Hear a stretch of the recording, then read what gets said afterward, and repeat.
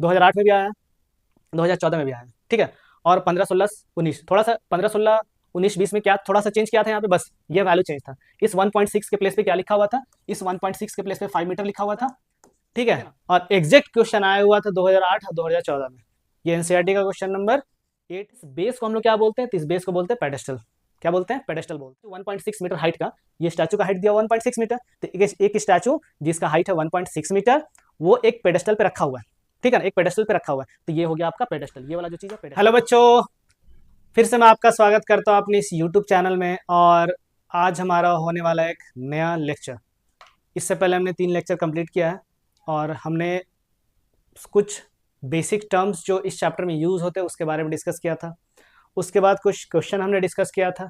अगर आपने वीडियो को फॉलो किया होगा तो आपको ये मालूम होगा कि यहाँ पे मैंने किस तरह से चीज़ों को डिस्कस किया, कितने बेहतरीन तरीके से मैं सारी चीज़ों को यहाँ पे डिस्कस कर रहा हूँ, ठीक है। मतलब कुछ भी ऐसा क्वेश्चन, एक भी ऐसा क्वेश्चन नहीं होगा जो एग्जामिनेशन में आपको छूटने वाला है, अगर सारे वीडियो को आप प्रॉपरली फॉलो करते हैं तो, ठीक है। अगर कुछ नया क्वेश्चन भी आ गया तो आपका कॉन्सेप्ट इतना क्लियर रहेगा कि आप उस क्वेश्चन को भी इजीली सॉल्व कर सकते हैं। समझ में आ रहा, ठीक है। तो अगर आप इस चैनल पे नए हैं तो काइंडली इस चैनल को सब्सक्राइब करें, और आपको लगता है कि वीडियो किसी और के लिए हेल्पफुल हो सकता है तो काइंडली उसके साथ शेयर जरूर करें। ओके, तो आपने देखा होगा कि मैंने किस तरह से क्वेश्चन को यहाँ पे डिस्कस किया है। हर टाइप का क्वेश्चन मैं यहाँ पे डिस्कस कर रहा हूँ, चाहे वो प्रीवियस ईयर का क्वेश्चन हो, चाहे वो एनसीईआरटी का क्वेश्चन हो, चाहे वैसा क्वेश्चन जो आपके एग्जामिनेशन के लिए इंपॉर्टेंट हो सकते हैं, वो भी मैं यहाँ पे डिस्कस कर रहा हूँ। मतलब पूरा प्रिपरेशन, फुल प्रिपरेशन यहाँ पे होने वाला आपका, ठीक है। तो वीडियो के अंत आपको बने रहना है। तो चलिए स्टार्ट करते हैं। तो आज भी हम लोग कुछ क्वेश्चन ही डिस्कस करेंगे, बट डिस्कस करने से पहले कुछ बेसिक टर्म्स होते हैं जो इस चैप्टर में यूज होते हैं, उसको मैं यहाँ पे रिकैपिचुलेट कर लेता हूँ। देखिए, तो ये आपका ऑब्जर्वर है मान लीजिए। तो ऑब्जर्वर के आई से हमें ग्राउंड के पैरेलल एक लाइन बनाना होता है। उस लाइन को क्या बोलते हैं, हॉरिजॉन्टल लाइन बोलते हैं। बोलिएगा सर अगर ऑब्जर्वर ग्राउंड पे हो तो अगर ग्राउंड पे होगा ना तो ग्राउंड से ही बना देंगे ग्राउंड के पैरेलल लाइन, इस लाइन को हॉरिजॉन्टल लाइन बोलेंगे। तो ऑब्जर्वर कहाँ पे खड़ा है उस पर डिपेंड करता है, ठीक है ना। तो ऑब्जर्वर के आई से ग्राउंड के पैरेलल एक लाइन बनाना है, उस लाइन को बोलते हैं हम लोग उस लाइन को बोलते हैं हॉरिजॉन्टल लाइन। सही है। अब देखिए, अब मान लीजिए ऐसा हो सकता है कि ऑब्जर्वर यहाँ पे खड़ा है, यहां से ऊपर किसी ऑब्जेक्ट को देख रहा है। जैसे मान लीजिए ईगल, एक ईगल यहाँ फ्लाई कर रहा है, इस ईगल को देख रहा है, ठीक है ना, इस ईगल को देख रहा। तो ये जो ईगल है ना वो कहाँ पे है, तो इस हॉरिजॉन्टल लाइन के ऊपर है। लेकिन ऐसा भी तो हो सकता है कि ऐसा कोई ऐसा ऑब्जेक्ट होगा जो हॉरिजॉन्टल लाइन से नीचे होगा, जैसे ये फ्लावर। तो अगर ये फ्लावर को देख रहा होगा तो उस केस में ये ऑब्जेक्ट आपका हॉरिजॉन्टल लाइन से नीचे होगा। चलिए पहले इसका बात करते हैं।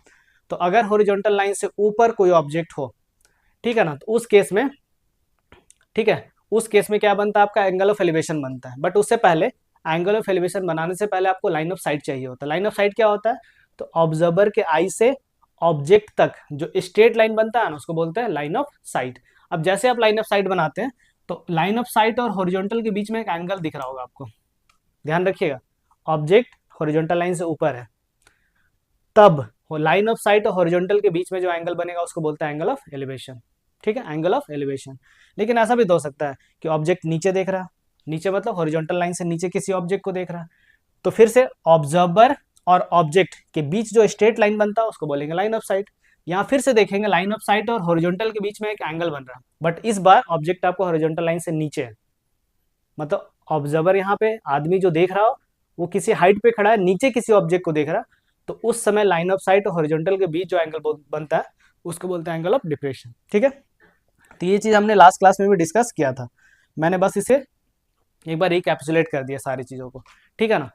तो बस यही है। अब आते हैं क्वेश्चन पे। हमारे ये क्वेश्चन है, नेक्स्ट क्वेश्चन देखिए, सीबीएसई 2023 में आया क्वेश्चन, मतलब ये 2024 चल रहा है, 23 में पिछले साल ये क्वेश्चन आया हुआ। एनसीईआरटी है, क्वेश्चन नंबर 9 भी है, एनसीईआरटी एक्सरसाइज 9.1 का क्वेश्चन नंबर 7 भी है। और ये जो क्वेश्चन है ना वो पिछले साल आया हुआ है, मतलब ताजा ताजा ये क्वेश्चन आया हुआ है, ठीक है। क्वेश्चन क्या है देखिए, from a point on the ground, ठीक है, एक देखिए मान लीजिए ऑब्जर्वर है, ठीक है, हाँ देखिए एक ऑब्जर्वर है, तो ऑब्जर्वर है और इस ये ऑब्जर्वर जो है ना ट्रांसमिशन टावर के टॉप को और बॉटम को देख रहा है। समझ में आ रहा है ट्रांसमिशन टावर का मतलब क्या हुआ, देखिए ये जो बिल्डिंग के ऊपर जो ये लगा हुआ है ना टावर, इसको बोल रहे हैं हम लोग ट्रांसमिशन टावर। बिल्डिंग के ऊपर, बिल्डिंग के ऊपर एक ट्रांसमिशन टावर लगा हुआ है, ठीक है। बिल्डिंग के ऊपर एक ट्रांसमिशन टावर लगा हुआ है, उसके बॉटम बिल्ड अगर हम बात करें ट्रांसमिशन टावर का बॉटम कहाँ होगा तो यहाँ पे होगा, ट्रांसमिशन टावर का टॉप कहाँ पे होगा तो यहाँ पे होगा। तो बॉटम और टॉप का एंगल ऑफ एलिवेशन दिया हुआ है, ठीक है, ग्राउंड के किसी पॉइंट से। समझ में आ रहा है? तो ये आपका ट्रांसमिशन टावर हुआ, और ट्रांसमिशन टावर का ये बॉटम हो गया, ये पॉइंट को हमने बॉटम माना, और ट्रांसमिशन टावर का ये टॉप हो गया, ये वाला टॉप हो गया, ठीक है ना। अब एंगल ऑफ एलिवेशन दिया हुआ कहाँ से, तो ग्राउंड के किसी पॉइंट से, ग्राउंड के किसी पॉइंट से, ठीक है ना, समझ रहे हैं।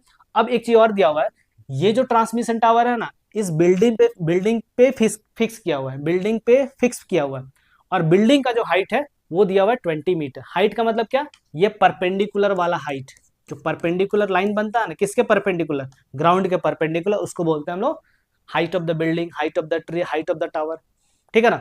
बट यहाँ पे इस टावर का हाइट दिया हुआ 20 मीटर, जो ये वाला डिस्टेंस होगा, ठीक है, यहाँ तक कोई प्रॉब्लम नहीं होना चाहिए। अच्छा आगे बढ़ते हैं। अब क्या बोलता है एंगल ऑफ एलिवेशन किसका, तो पहले देखिएगा यहाँ बॉटम यूज कर रहा है, पहले कौन सा वर्ड यूज किया, बॉटम, ठीक है, और पहले कौन सा एंगल है 45 डिग्री, बाद में क्या वर्ड यूज कर रहा है, टॉप, और बाद वाला एंगल क्या है 60 डिग्री। मतलब बॉटम का एलिवेशन है 45 डिग्री और टॉप का एलिवेशन है 60 डिग्री, सही है ना। एक चीज और हमने बताया था कि अगर ऑब्जर्वर का हाइट नहीं दिया होगा, जैसे इस क्वेश्चन में आप पढ़िएगा, पूरे क्वेश्चन को पढ़िएगा, तो इसमें कहीं भी ऑब्जर्वर का हाइट नहीं दिया हुआ, ऐसा नहीं बोल रहा है कि एक मैन जिसका हाइट है 1.6 मीटर या 1.5 मीटर, ऐसा कहीं बोला नहीं है। तो मतलब ऑब्जर्वर का हाइट यहाँ पे नहीं दिया हुआ। तो जब ऑब्जर्वर का हाइट नहीं दिया होता है तो ऑब्जर्वर का हाइट को नेग्लेक्ट कर देना। नेग्लेक्ट करने का मतलब क्या, अभी देखिए ये जो है ना, ये वाला चीज, ये ऑब्जर्वर का हाइट है, ये ऑब्जर्वर का हाइट है, बट यहाँ पे हम लोग इसको कंसिडर नहीं करेंगे। तो क्या करेंगे फिर, इस पूरे ऑब्जर्वर को एक पॉइंट मान लेंगे, पूरे ऑब्जर्वर को क्या मान लेंगे, एक पॉइंट ऑब्जेक्ट मान लेंगे, पॉइंट मान लेंगे। मतलब अगर क्वेश्चन में कहीं भी ऑब्जर्वर का हाइट नहीं दिया हुआ है तो उसको एक पॉइंट मान लेना, मतलब उसको नेग्लेक्ट कर देना हाइट को, तो पूरे ऑब्जर्वर को एक पॉइंट मान लेंगे। तो ये हमने एक पॉइंट इसको एज्यूम किया। अब इस पॉइंट से टावर के बॉटम का एलिवेशन कितना दिया हुआ है 60 डिग्री। अब एलिवेशन बनाने से पहले क्या, एंगल ऑफ एलिवेशन बनाने से पहले आपको लाइन ऑफ साइट बनाना होगा। लाइन ऑफ साइट क्या होता है, तो ऑब्जर्वर से, ऑब्जर्वर के आई से जहां तक, जिस पॉइंट तक बात करा वहां तक जो स्ट्रेट लाइन हो रहा उसको बोलते हैं लाइन ऑफ साइट। बट यहाँ ऑब्जर्वर का आई को कंसिडर नहीं करेंगे, मतलब ऑब्जर्वर का हाइट आई यहाँ पे है ना, बट इसको हाइट को तो लेना नहीं है, तो इसको पॉइंट मान लेना, ठीक है ना। तो लाइन ऑफ साइट और हॉरिजॉन्टल के बीच जो एंगल बनता है उसको एंगल ऑफ एलिवेशन बोलते हैं। तो ये 45 डिग्री, और दूसरे इसके टॉप का दिया हुआ एलिवेशन वो दिया हुआ 60 डिग्री, सही है, कोई दिक्कत नहीं हो यहाँ तक। अच्छा अब देखिए find the height of the tower, इस टावर का हाइट क्या होगा, टावर का हाइट मतलब ये वाला पूछा जा रहा है आपसे, ये क्या होगा, ठीक है ना। टावर का हाइट क्या होगा ये हमसे पूछा जा रहा है यहाँ पे। अब इसको हम लोग क्या करते हैं, नेमिंग कर लेते हैं, ठीक है, इसका नेमिंग कर लेते हैं। तो इसको माना हमने ए बी सी और ये पॉइंट को डी माना। अब इसी के लिए स्कीमेटिक डायग्राम आपको बनाना है। स्कीमेटिक डायग्राम का मतलब क्या, एग्जाम में जो आपका डायग्राम आपके पेपर में होगा, मतलब आप जब आंसर लिखेंगे तो वहां पे कौन सा डायग्राम आपको बनाना है, तो ये डायग्राम बनाना है, ठीक है। अब यहाँ से देख सकते हैं ये जो पूरा ए बी है ये डिनोट कर रहा है किसको, बिल्डिंग का हाइट को, और बी सी टावर का हाइट को रिप्रेजेंट कर रहा है, ठीक है, कोई दिक्कत नहीं होना चाहिए इसमें। अच्छा चलिए आगे बढ़ते हैं, हमें निकालना है बिल्डिंग का हाइट क्या होगा, ठीक है। तो A B represent the height of the building, सब चीज, कुछ चीज़ों को यहाँ पे लिख लेना। और ए बी का लेंथ कितना दिया हुआ 20 मीटर दिया हुआ, ठीक है। उसी तरह से यहाँ बी सी जो है ना वो ट्रांसमिशन टावर का हाइट को रिप्रेजेंट कर रहा, और बीसी को हमने कैलकुलेशन थोड़ा इजी हो इसलिए बीसी को हमने क्या मान लिया, एक्स मीटर मान लिया, ठीक है, कोई दिक्कत नहीं होगा। अब देखिए बीसी जो है ना किसका पार्ट है, तो बीसी पूरे एसी का ही पार्ट है, बीसी जो है पूरा एसी का पार्ट है, ठीक है। बीसी किसका पार्ट है, एसी का ही पार्ट है, सही है, कोई दिक्कत नहीं होना चाहिए इसमें। तो मतलब हमें हमेशा जब भी हम लोग सॉल्व करते हैं ना तो हमेशा राइट एंगल ट्राइंगल कंसीडर करते हैं, ठीक है। अब कैसे बनाएंगे समझिएगा यहाँ पे। तो एक बार क्या करना है आपको, ये वाला ट्राइंगल कंसीडर करना है, ये वाला ट्राइंगल, ये वाला ट्राइंगल, ठीक है, इस ट्राइंगल को कंसीडर करना है, ठीक है। फिर क्या करेंगे, इस पूरे बड़े वाले ट्राइंगल को कंसीडर करेंगे, पूरे बड़े वाले ट्राइंगल को कंसीडर करेंगे, ठीक है। तो दोनों में, दोनों ट्राइंगल को जब लेंगे आप तो एडी एक वेरिएबल आएगा, मतलब एडी एक कॉमन साइड आएगा। तो एक ट्राइंगल का जब आप यूज करेंगे तो वहां से एडी का वैल्यू निकालेंगे, फिर दूसरे वाले एक्सप्रेशन में पुट कर देंगे, तो वहां से आपका क्वेश्चन ये सॉल्व हो जाता है, सही है ना, ठीक है। तो अब बीसी जब हमें निकालना होगा, बीसी तो कैसे निकालेंगे, तो पहले हम पूरा एसी निकालेंगे, उसमें से ए बी को माइनस कर देंगे, तो क्या मिल जाएगा आपका, बीसी मिल जाएगा। तो मतलब हमें क्या चाहिए, सबसे पहले ए बी चाहिए, तो हमें क्या चाहिए होगा, ए बी चाहिए होगा और एसी चाहिए होगा। तो एसी निकालने से पहले हम ए बी फाइंड कर लेते हैं। तो ए बी किस ट्राइंगल में आ रहा है, तो ए बी आ रहा है आपका ए बी डी में, ठीक है ना। ए बी किस में आ रहा है, ए बी डी में आ रहा है, ठीक है, या BAD भी बोल सकते हैं। तो ट्राइंगल BAD को अगर हम देखें, राइट एंगल ट्राइंगल BAD को देखें, तो इस ट्राइंगल में, इस राइट एंगल ट्राइंगल BAD में, ठीक है ना, कौन सा एंगल है, मतलब कौन सा एंगल आ रहा है, कौन सा एंगल ऑफ एलिवेशन आ रहा है, 45 डिग्री। इस 45 डिग्री के सामने जो साइड है ना वो AB। अब बोलिएगा सर AB क्यों ले रहे हैं, क्योंकि AB का लेंथ दिया हुआ है ना, इसलिए हम AB कंसीडर कर रहे हैं। तो AB यहाँ पे क्या है आपका, तो AB ऑपोजिट साइड है, ठीक है, यहाँ पे अपोजिट साइड कौन है, AB, जिसका लेंथ दिया हुआ है, सही है। उसी तरह से AD, यहाँ जो AD है ना एडजेसेंट साइड है। अब एडजेसेंट ही क्यों ले रहे हैं, क्योंकि दोनों ट्राइंगल में ये साइड कॉमन आ रहा है, तो मेरा काम थोड़ा सा इजी हो जाएगा। तो दूसरा साइड हम कौन लेंगे, तो ये वाला side, adjacent side. Opposite side को और क्या बोलते हैं, परपेंडिकुलर, और एडजेसेंट साइड को और क्या बोलते हैं, बेस। तो परपेंडिकुलर अपॉन बेस का बात हो रहा, मतलब हमें टैन रेशियो लेना पड़ेगा। हमें कौन सा रेशियो लेना पड़ेगा, टैन रेशियो लेना पड़ेगा, ठीक है ना। हाँ, तो हमें टैन रेशियो लेना पड़ेगा। तो जैसे हम लेंगे tan 45 डिग्री, देखिए इस राइट एंगल ट्राइंगल में tan 45 डिग्री लेंगे तो क्या होता है, tan का ratio opposite upon adjacent. Opposite side कौन है यहाँ पे इस ट्राइंगल में, तो ये आपका AB और डिवाइडेड बाय AD। tan 45 का वैल्यू होता है 1, tan 45 का वैल्यू होता है 1, तो यहाँ पे रख दिया मैंने tan 45 के प्लेस पे 1 इक्वल्स टू व्हाट, AB का वैल्यू है 20 दिया हुआ था ये, ठीक है ना, और AD हमें निकालना है, AD हमें यहाँ पे फाइंड करना है। तो जब क्रॉस मल्टीप्लाई करेंगे तो यहाँ पे AD का वैल्यू निकल के आ जाएगा 20 मीटर। तो AD का वैल्यू आ गया 20 मीटर, ठीक है ना, ये जो है AD, ये आ गया आपका 20 मीटर, सही है, कोई दिक्कत नहीं होना चाहिए। तो ये जो हमें एक्सप्रेशन चाहिए था, ये वाला BC के लिए जो एक्सप्रेशन था हमारे पास, उसमें से आपका किसका वैल्यू निकल गया, ठीक है, AD का वैल्यू मिल गया। मतलब इसमें AD नहीं चाहिए था हमें, AD जब दूसरा ट्राइंगल कंसीडर करेंगे ना तब वहां पे हमें मिलेगा। AB तो डायरेक्टली दिया हुआ था तो वो तो मिल गया था हमें, तो AD निकाल लिया हमने। अब जब बड़ा वाला ट्राइंगल कंसीडर करेंगे तो वहां पे AD का यूज कर लेंगे, सही है। चलिए अब लेते हैं हम लोग पूरा होल ट्राइंगल। कौन सा ट्राइंगल, तो ये आपका ACD, ठीक है ना। अब जैसे यहाँ पे लिखा है कि AC, पूरा AC जो है ना वो AB प्लस BC है, तो यहाँ पे क्या होगा, AB और प्लस BC। BC हमारा था X, ठीक है ना, BC हमारा था X, तो X हमें निकालना पड़ेगा, यहाँ पे X हमें फाइंड करना पड़ेगा, ठीक है। तो AC हमें क्या चाहिए, 20 प्लस X, मतलब X का वैल्यू हमें निकालना है यहाँ पे, ओके। चलिए, तो इन राइट ट्राइंगल CAD, अब CAD ले लेते हैं, पूरा CAD, ये पूरा CAD, ठीक है ना। तो पूरा CAD जब लेंगे तो फिर से वही एंगल D के लिए AC आपका हो गया अपोजिट और AD हो गया एडजेसेंट, तो फिर से हम लोग टैन रेशियो लेंगे, ठीक है ना। फिर से हम लोग टैन रेशियो यहाँ पे लेंगे, तो जैसे लिखेंगे आप tan 60 डिग्री, तो ये हो जाएगा आपका tan 60 लेंगे ना, क्योंकि ये एंगल है ना एलिवेशन, एंगल ऑफ एलिवेशन यही है इस ट्राइंगल ACD में। तो tan 60 लेंगे तो ये हो जाएगा अपोजिट, दैट इज परपेंडिकुलर, इसको हम लोग परपेंडिकुलर ही बोलते हैं ना, और ये क्या होता है, बेस होता है। तो perpendicular upon base, that is AC upon AD, ठीक है। tan 60 का वैल्यू होता है √3, tan 60 का वैल्यू होता है √3, और यहाँ पे AC हमें नहीं मालूम है, AC हमें नहीं मालूम है, हाँ, लेकिन AC के प्लेस पे क्या रख सकते हैं हम, देखिए AC के प्लेस पे क्या रख सकते हैं, तो लिख सकते हैं 20 प्लस X, और AD का वैल्यू हमने निकाल लिया था यहाँ पे, AD का वैल्यू हमने पहले से निकाल लिया, वो कितना है, तो ये आपका 20, ओके। क्रॉस मल्टीप्लाई करेंगे तो 20 इंटू √3, ये हो गया 20 √3 इक्वल्स टू 20 प्लस X। अब 20 को उधर लाइएगा, 20 को जैसे ही इधर लाइएगा तो ये हो जाएगा माइनस, मतलब 20 √3 माइनस 20 इक्वल्स टू 8, पलट के भी लिख सकते हैं।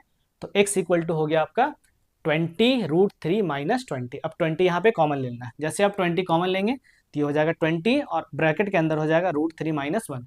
यहाँ पे कहीं भी √3 का वैल्यू नहीं दिया हुआ है, तो इसका आंसर हो जाएगा, X का वैल्यू कितना हो गया, तो 20 √3, सही है। X का वैल्यू कितना हो गया, 20 √3।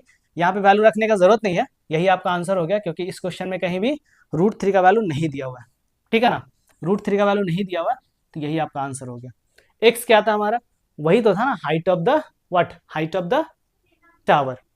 आप चाहे तो √3 का वैल्यू पुट भी कर सकते हैं, वो भी गलत नहीं है, लेकिन आंसर आप यहीं पे छोड़ देंगे अगर क्वेश्चन में √3 का वैल्यू कहीं पे मेंशन नहीं है तो।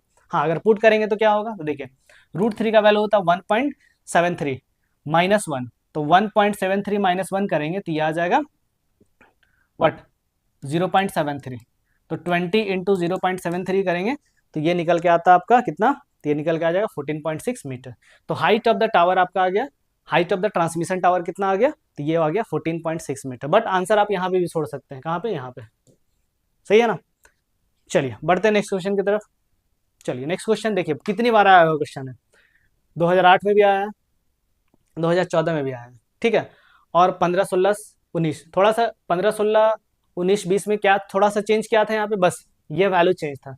इस 1.6 के प्लेस पे क्या लिखा हुआ था, इस 1.6 के प्लेस पे 5 मीटर लिखा हुआ था, ठीक है ना। और यहाँ जो एंगल आपको दिख रहा होगा 60 डिग्री एंड 45 डिग्री, उसके प्लेस पे 30 डिग्री एंड 60 डिग्री था।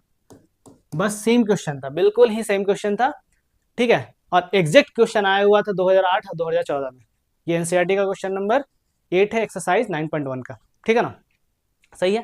क्वेश्चन क्या है समझते थोड़ा, देखिए क्वेश्चन क्या है, तो यहाँ समझिएगा इसको, ठीक है ना। देखिए तो एक स्टैचू है, ठीक है ना, एक स्टैचू है कितना 1.6 मीटर हाइट का। देखिए ये स्टैचू है, स्टैचू ऑफ लिबर्टी, है ना। स्टैचू रखा, अब देखिए स्टैचू को ना ऐसे तो जमीन पे रख नहीं देते हैं, उसके लिए एक सपोर्ट बनाना होता है, एक बेस बनाना होता है। तो इस बेस को हम लोग क्या बोलते हैं, तो इस बेस को बोलते हैं पेडेस्टल। क्या बोलते हैं, पेडेस्टल बोलते हैं, ठीक है ना। तो एक स्टैचू 1.6 मीटर हाइट का, ये स्टैचू का हाइट दिया 1.6 मीटर, तो एक स्टैचू जिसका हाइट है 1.6 मीटर, वो एक पेडेस्टल पे रखा हुआ है, ठीक है ना, एक पेडेस्टल पे रखा हुआ है। तो ये हो गया आपका पेडेस्टल, ये वाला जो चीज है पेडेस्टल है, ठीक है, सही है। अब आगे क्या बोलता है, from a point on the ground, तो ग्राउंड पे एक पॉइंट है, जैसे ये ग्राउंड पे एक पॉइंट लिया हमने, ठीक है ना, ग्राउंड पे एक पॉइंट लिया, the angle of elevation of the top of the statue, ठीक है ना। टॉप ऑफ द स्टैचू मतलब ये वाला पार्ट, ये तो हो गया स्टैचू का टॉप। स्टैचू के टॉप का एंगल ऑफ एलिवेशन दिया हुआ है कहां से, तो ग्राउंड के किसी पॉइंट से। तो उसके लिए हमें क्या बनाना पड़ेगा, लाइन ऑफ साइट बनाना पड़ेगा। तो ऑब्जर्वर के आई से, देखिए ऑब्जर्वर का हाइट को कंसीडर नहीं करेंगे ना, जैसे इतना बड़ा सा ऑब्जर्वर है ये, बट इसका हाइट को नहीं लेंगे क्योंकि इसका इस क्वेश्चन में ऑब्जर्वर का हाइट कहीं दिया हुआ नहीं है। तो इस पूरे ऑब्जर्वर को एक पॉइंट मान लेंगे, मतलब इसका आई को समझेंगे कि यहीं पे ग्राउंड पे ही है, इसका आई कहाँ पे, ग्राउंड पे ही मान के चलेंगे। तो इसके आई से मतलब ग्राउंड पे जो पॉइंट है वहां से इसके टॉप तक जो स्ट्रेट लाइन बनेगा उसको बोलते हैं लाइन ऑफ साइट। तो पहले हम लोग क्या बनाएंगे, लाइन ऑफ साइट बनाएंगे, ठीक है ना। तो लाइन ऑफ साइट और हॉरिजॉन्टल के बीच जो एंगल बनेगा, हॉरिजॉन्टल कहाँ पे बनेगा, तो ये ग्राउंड से सटा हुआ जो लाइन होगा ना, मतलब ग्राउंड पे ही जो लाइन ड्रॉ करेंगे वही हॉरिजॉन्टल हो गया, ठीक है ना। तो हॉरिजॉन्टल के साथ जो एंगल बनेगा लाइन ऑफ साइट का उसको बोलते हैं एंगल ऑफ एलिवेशन। तो ये कितना दिया हुआ, 60 डिग्री दिया हुआ। तो ये जो एंगल है लाइन ऑफ साइट और हॉरिजॉन्टल के बीच का है, ठीक है ना। एंगल ऑफ एलिवेशन तो वही होता है ना, लाइन ऑफ साइट और हॉरिजॉन्टल के बीच जो एंगल बनता है उसको बोलते हैं एंगल ऑफ एलिवेशन। तो ये 60 डिग्री दिया हुआ, ठीक है। अब क्या बोलता है, फ्रॉम द सेम पॉइंट, मतलब इसी पॉइंट से, इसी पॉइंट से, ठीक है ना, इसी पॉइंट से what, the angle of elevation of the top of the pedestal. तो पेडेस्टल का टॉप कहां पे होगा, तो यहाँ पे, ये है पेडेस्टल का टॉप। पेडेस्टल तो ये पूरा पेडेस्टल था। तो पेडेस्टल का टॉप यहाँ पे है और पेडेस्टल का फुट कहाँ पे है, फुट यहाँ पे। ये हो गया पेडेस्टल का फुट, ये हो गया पेडेस्टल का टॉप, ये हो गया पेडेस्टल का टॉप, ये हो गया पेडेस्टल का टॉप, ठीक है ना। तो पेडेस्टल के टॉप का एंगल ऑफ एलिवेशन उसी पॉइंट से, उसी पॉइंट से पेडेस्टल के टॉप का एंगल ऑफ एलिवेशन कितना है, तो ये दिया हुआ 45 डिग्री।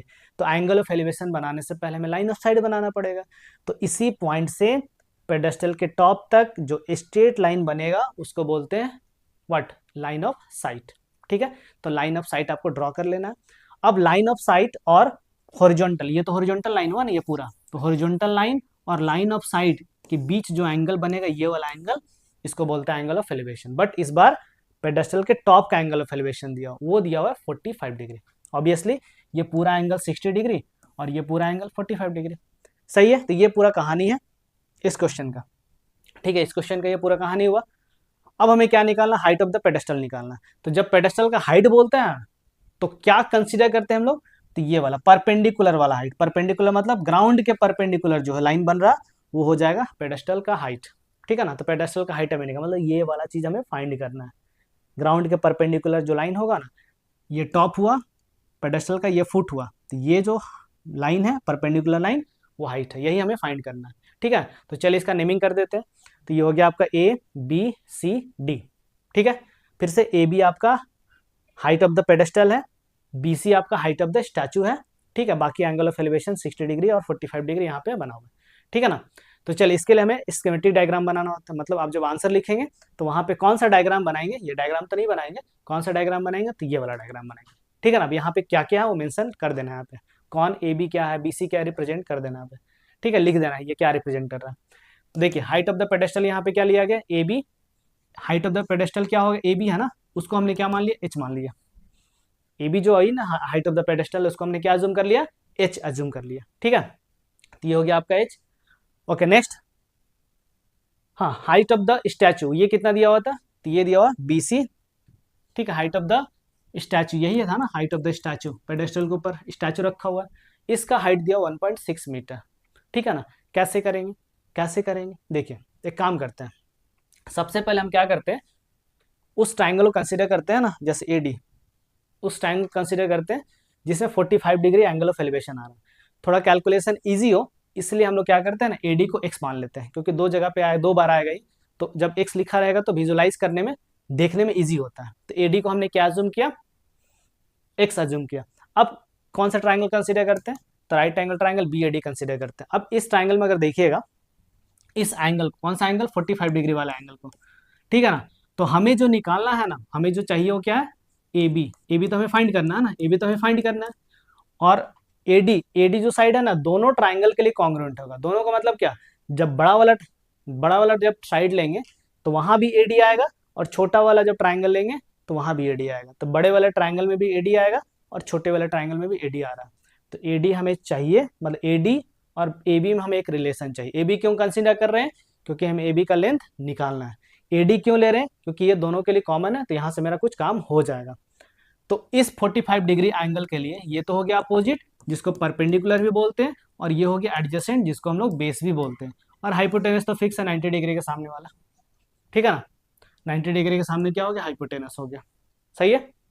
तो इस ट्राइंगल BAD में अपोजिट अपॉन एडजेसेंट, ये क्या होता है, तो tan का रेशियो को रिप्रेजेंट करते हैं। तो tan 45 डिग्री लिखेंगे यहाँ पे, तो tan 45 ये हो जाएगा opposite, that is AB, upon adjacent that is AD। tan 45 का वैल्यू होता है 1, तो 1 इक्वल्स टू AB, AB को हमने H लिया था ना, तो AB की जगह पे रख देना H, और AD को हमने क्या एज्यूम किया था, X एज्यूम किया था, तो X AD के प्लेस पे X रख देना, क्रॉस मल्टीप्लाई करेंगे तो यहाँ से निकल के आएगा X इक्वल टू H। एक इक्वेशन, इसको हमने इक्वेशन नंबर 1 एज्यूम कर लिया, इसका यूज करेंगे आगे, ठीक है। अब क्या करना है, तो अब राइट एंगल ट्राइंगल CAD लेंगे, बड़ा वाला ट्राइंगल, ठीक है, बड़ा वाला ट्राइंगल लेंगे CAD, कौन सा, तो ये पूरा। तो इसमें एंगल ऑफ एलिवेशन कौन सा है, तो ये है 60 डिग्री, ये एंगल ऑफ एलिवेशन हुआ, ठीक है ना। फिर से वही 1.6 हमें मालूम है, H मतलब ये जो पूरा AC है ना, AB और BC से मिलके बना हुआ है, ठीक है। तो AC जो है ना, AC एक्चुअली में है क्या, तो AB और प्लस BC। AB का वैल्यू कितना, तो ये है H, हमने एज्यूम किया था। BC का वैल्यू कितना दिया हुआ है, तो ये है 1.6। तो AC इक्वल्स टू क्या हो गया, H प्लस 1.6 मीटर, ठीक है, कोई दिक्कत नहीं होना चाहिए इसमें।